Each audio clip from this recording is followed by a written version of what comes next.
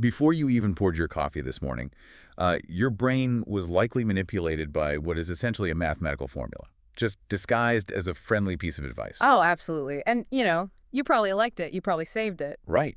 And you had no idea you were, well, walking right through a carefully engineered psychological trapdoor. It happens, honestly, hundreds of times a day. I mean, you are scrolling, your thumb stops, you engage with a video or a post, and you think it's because you organically stumbled upon something genuinely interesting. Yeah, that's what we all think. Right, but you didn't. You triggered a highly calculated tripwire designed to essentially force your attention. It is wild because I was looking through our source materials today and I realized I have fallen for every single one of these tricks this morning alone.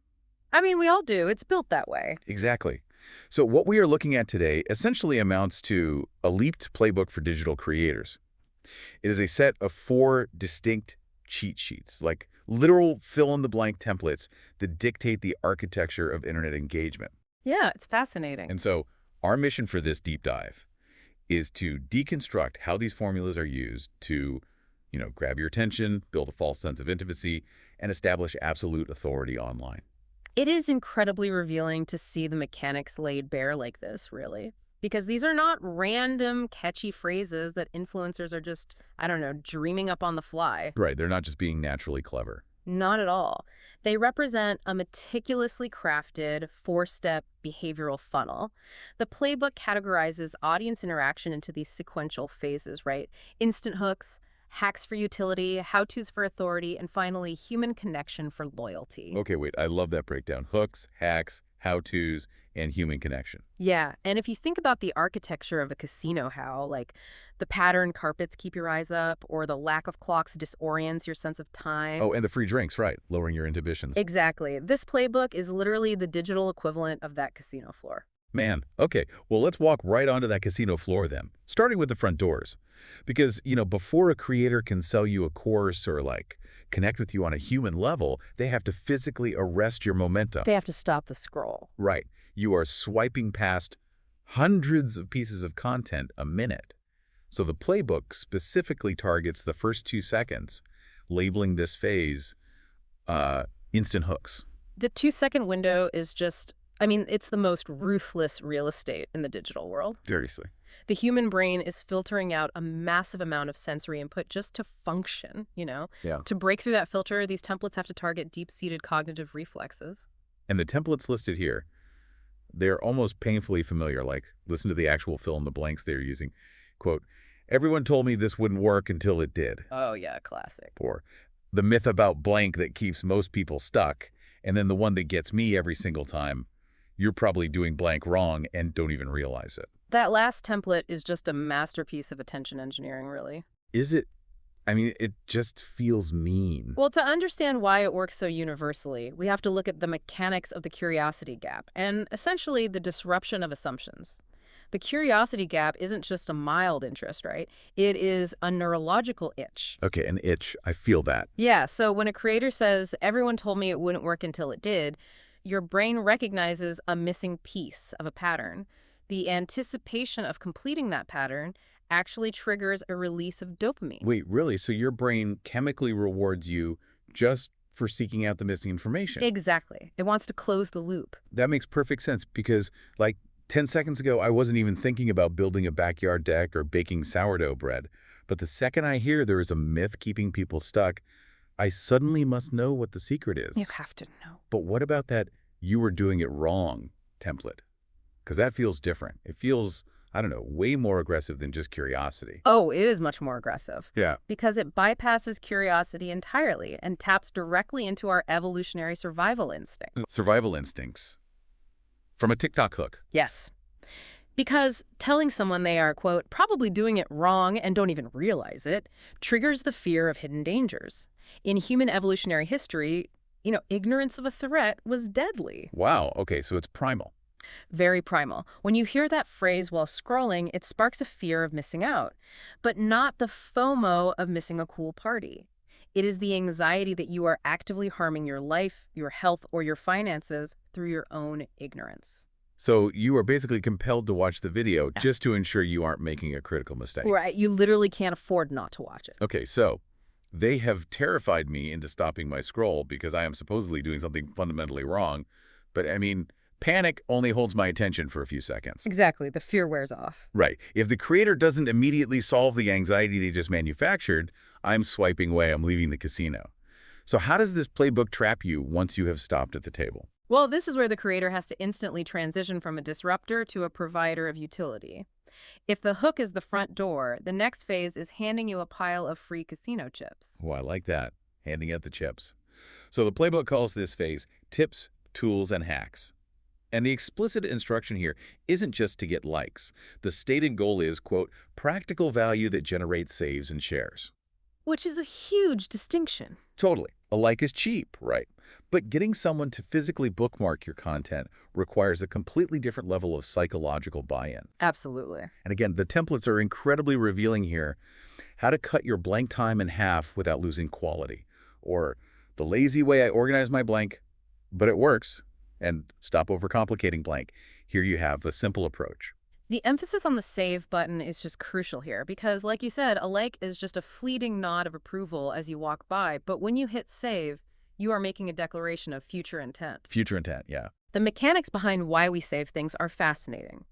When you bookmark a template about, say, the lazy way to organize your finances, your brain actually processes a mini dopamine reward as if you have already achieved the organization. Oh, wow. So you get the emotional payoff of being a responsible, organized person without actually doing any of the difficult spreadsheet work. Precisely. You get the reward for the intention alone.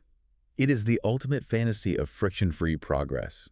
I mean, think about your own saved folder on whatever app you use right now. Like, to you listening, be completely honest.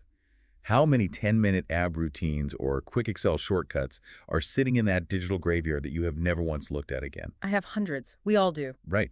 We stockpile them because Yeah. clicking that little ribbon icon feels like we actually accomplished the task. And the specific vocabulary the playbook uses here is the key to triggering that feeling.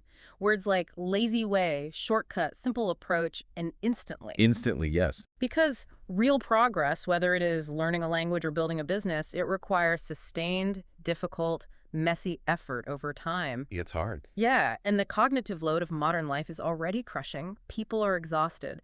So these hack templates offer a seductive illusion that the friction of reality can be bypassed entirely. I want to highlight that word instantly, actually, because one of the literal prompts is 5 small habits that improved my blank instantly.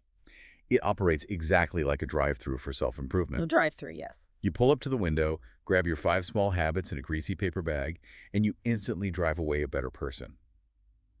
But we all know, logically, that learning doesn't work like that. So why are we so eager to reject the actual process of mastery in favor of a 15-second shortcut? Because the modern environment demands an impossible level of competence across just way too many domains, That's true. right? We feel pressured to be physically optimized, financially savvy, culinary experts, and emotionally intelligent all at the exact same time. It's exhausting just listing them. Exactly. So when a creator pops up on your screen and says, stop overcomplicating it, here is a lazy shortcut, they aren't just giving you a tip, they are throwing you a psychological life raft. They are relieving the pressure of your inadequacy. But see, holding on to that life raft just makes the creator a temporary utility. If another influencer posts a slightly faster Excel hack tomorrow, I am going to save theirs instead. That is the risk, yeah. Loyalty isn't there yet. Right, a creator cannot build a sustainable empire just by tossing out drive-through shortcuts.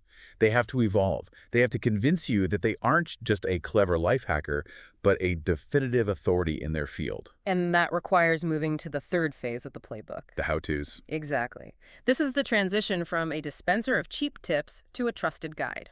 Now, in the traditional world, authority was often demonstrated through complexity, right? Sure, big words, long lectures. Yeah, an academic or a professional would use dense jargon, cite extensive research, and highlight the extreme difficulty of their field to prove their expertise. But this playbook reveals that in the attention economy, authority is built through the exact opposite mechanism: radical simplification. This source material is remarkably blunt about this too. The heading for this section is literally beginners and how-to. Yeah. And it provides a mathematical equation for the creator to follow. Quote, teaching plus simplifying equals authority. It's brilliantly cynical. And the templates are designed to look like comprehensive, foolproof systems. like the beginner's guide I wish I had when I started, or my exact workflow for blank, you can copy it. The brilliance of the exact workflow template lies in how it manipulates cognitive load. How so? Well, by addressing the massive overwhelm that beginners feel, the creator does something incredibly powerful. When they say, here is my exact system, just copy it step by step, they are entirely removing the burden of decision making from the learner. Oh, I see. In an ecosystem plagued by decision fatigue, the person who eliminates your need to choose literally becomes your savior. But this is where I start to see a real problem with the architecture, though. I look at a prompt like, my exact workflow, you can copy it, and I have to challenge the premise. What do you mean? If I am sitting at my computer copying an influencer's exact workflow step by step, clicking exactly where they click, I am not actually learning the skill. I am just learning how to mimic the creator. Doesn't this radical simplification prevent the audience from ever developing their own critical thinking? It absolutely does. And there is a specific anthropological term for this exact behavior. It's called cargo culting. Cargo culting, what's that? So during World War II, the U.S. military set up temporary bases on remote islands in the Pacific. Right. They cleared airstrips, put on headsets, and suddenly massive metal birds dropped from the sky, bringing immense wealth like food, clothing, equipment. Okay, the cargo planes. Right. Then, after the war, the military left. The indigenous islanders, wanting the wealth to return, began carving wooden headphones out of coconuts and building imitation runways out of bamboo. Wait, really? Coconut headphones. Literally, they perfectly mimicked the exact workflow of the soldiers. But the planes never came, obviously, because they were replicating the visible form without understanding any of the underlying mechanics of aerodynamics or global logistics. That is an incredible way to visualize it. So you are just painting by numbers, wearing the coconut headphones, wondering why your business or your fitness routine isn't taking off like the creators did? Exactly. The audience feels highly productive while copying the workflow. They get a rush of dopamine because they feel like they're taking action. Right. But the moment they encounter a variable that wasn't in the influencer's template, the entire system collapses because they don't understand the foundational principles. That sounds like a terrible way to teach. Well, if we look at this from the perspective of the playbook, this isn't a flaw, it's a feature. Oh, wow. A Yeah. feature. Yeah. Because if the audience relies entirely on the creator's simplified templates instead of true understanding, they have to keep coming back to the creator for the next set of instructions whenever things break. It fosters a deep dependency that is cleverly masquerading as education. Dependency masquerading as education, that is brilliant. And it perfectly sets up the final, most sophisticated trapdoor in the casino. The human connection. Yes, so the creator has shocked you into stopping, handed you a dopamine-laced hack to get a save, and giving you a paint-by-numbers workflow to establish their authority. But a pedestal is a very isolating place to stand. Very isolating. You admire them, but you aren't close to them. Exactly. You might respect an authority figure, but you don't inherently feel loyal to them. If a better teacher comes along, you will just leave. To build bulletproof loyalty, the kind where people will buy whatever you sell and defend you against critics in the comments, they have to make you care about them as a flawed human being. This is the transition from the infallible expert to the relatable friend. And this is where the architecture moves from behavioral psychology into deep emotional engineering. The final section of the playbook is titled Storytelling and Mindset, with the overarching directive to, quote, show your human side, connect deeper. Connect deeper, right. This is where the templates shift from clinical workflows to incredibly personal confessions. The fill-in-the-blanks include things like, the day I almost quit blank, but didn't. We see that one constantly. Right, or this failure in blank taught me more than any success. And then the one that really stopped me on my tracks when I read it, no one talks about how lonely blank can feel sometimes. Oh, man. Yeah, this is the vulnerability play, and it is the ultimate community building strategy. As we just discussed, the previous phase positioned the creator as a savior who has all the answers. But people admire statues, right? They don't form relationships with them. By actively scheduling a moment of weakness, the creator shatters that pedestal. It is the equivalent of finding out that the invincible superhero you idolize actually struggles with anxiety or burns their toast in the morning, just like you do. Yes. Suddenly, the distance between you and the expert collapses entirely. They aren't just a god in a cape anymore. They're a reflection of your own struggles. And the shift in power dynamics there is profound. Oh, absolutely. When a highly successful authority figure admits to profound loneliness or devastating burnout, it builds immense emotional trust. The audience subconsciously thinks, wow, they have achieved the success I want, yet they feel the exact same pain I feel. So in the hierarchy of internet currency, emotional resonance is far more durable and valuable than practical utility. A hack gets a save, but a shared vulnerability gets a lifelong advocate. That's exactly it. But okay, this is where my brain genuinely starts to short circuit, because I completely understand the psychology of why sharing a struggle builds community. But look at what we are actually analyzing here on the page. These are literal Mad Libs formulas. Yeah, they really are. No one talks about how lonely insert hustle here can feel sometimes. I mean, try to picture the reality of this.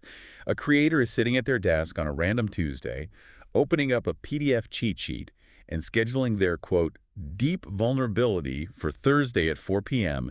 using a standardized prompt. It sounds incredibly dystopian when you say it like that. But isn't there a fundamental contradiction in manufacturing authenticity? It is the defining paradox of the modern internet, honestly. What we are looking at is the industrialization of empathy. The industrialization of empathy. Wow. Right. And the question is, can an emotional connection be genuine if the expression of it was reverse engineered from a template specifically designed to maximize algorithmic engagement? My gut reaction is just no. I mean, if I realized that you used a mathematical formula to tell me a sad story just so I would trust you enough to buy your $500 masterclass, the trust evaporates instantly. Sure, nobody likes feeling manipulated. The trapdoor swings open, and all I see are the wires and the pulleys. The magic trick is totally ruined. While that skepticism is absolutely warranted, I think the mechanics of digital communication present a pretty strong counter-argument. Really? How so? Well, the emotion the creator fills into that blank might be entirely 100% real. Building a business or learning a difficult skill genuinely is incredibly lonely. It's filled with failure. Okay, that's fair. The feeling itself is real. Exactly. The fill-in-the-blank template doesn't create the feeling of loneliness. It simply provides the most aerodynamically perfect vehicle to deliver that real emotion through the algorithm and into the audience's feed. So it's just the best packaging for the truth. Right. Think of it like a pop song. Just because a musician uses a standard, scientifically proven four-chord progression to write a ballad, it doesn't mean the heartbreak they are singing about isn't real. The formula is just the language required for the medium. Man, that is a fascinating perspective. The template is the delivery mechanism, not necessarily the invention of the feeling. Exactly. But still, seeing the architecture laid out so clinically in this leaked playbook completely alters how you perceive the entire digital ecosystem. You really can't unsee it. No, you can't. Mm. Let's just take a step back and look at the sheer scale of the psychological journey these 4 cheat sheets just walked us through. It is a literal masterclass in the blueprint of human manipulation and engagement. It is so systemic. We start at the front door with a ruthless 2-second window, right? Using the fear of hidden dangers to arrest your attention. The hook. Yeah. Then, the creator immediately delivers the dopamine hit of a lazy shortcut to secure a permanent place in your saved folders. The hack. Right. Next, they establish unshakable authority by removing your cognitive load and handing you a set of coconut headphones with a copy-paste workflow. The how-to. And finally, they lock down your unyielding loyalty by pulling back the curtain and feeding a perfectly formatted story of their own vulnerability into the algorithm. The human connection. It is a complete closed-loop behavioral modification system neatly categorized into bullet points on a PDF. It's wild. And I strongly encourage you, the listener, to actively play a game with this architecture the next time you pick up your phone. Try to spot the trapdoors on the casino floor. Ooh, I love that. A scavenger hunt for manipulation. Exactly. Notice how often your thumb freezes because someone is warning you that you are, doing it wrong. Notice the physical relief you feel when you save a video promising the lazy way to fix a complex problem. And pay attention to how many influencers offer you their exact workflow. Yes, because once you start seeing the skeletal structure beneath the content, you realize just how much of our digital environment is meticulously engineered to push very specific neurological buttons. You really cannot unsee the blueprint once you know how to read it. But, recognizing the formulas gives you a massive amount of agency back. That's the most important part. Right. You get to decide if you actually want to engage or if you are simply reacting to a highly optimized prompt designed to harvest your attention. You take the power back. Exactly. So I want to leave you with a final thought to ponder. building on that paradox of scheduled vulnerability we just Yeah, well, discussed. I'm ready. If our deepest, most profound human connections online our shared stories of failure, our confessions of loneliness, our moments of overcoming massive obstacles, if all of those are increasingly being reliably generated from a standardized set of fill-in-the-blank templates, Yeah. how does that change what it means to be authentic? If the architect knows exactly which psychological wires to pull to make you feel seen, and you know they were pulling those wires, Right. can that calculated formula still produce a genuinely human connection? Or have we just learned to find comfort in the machinery? That is heavy. Something to chew on the next time someone shares their deepest struggle on your feed. Thanks for joining us on this deep dive.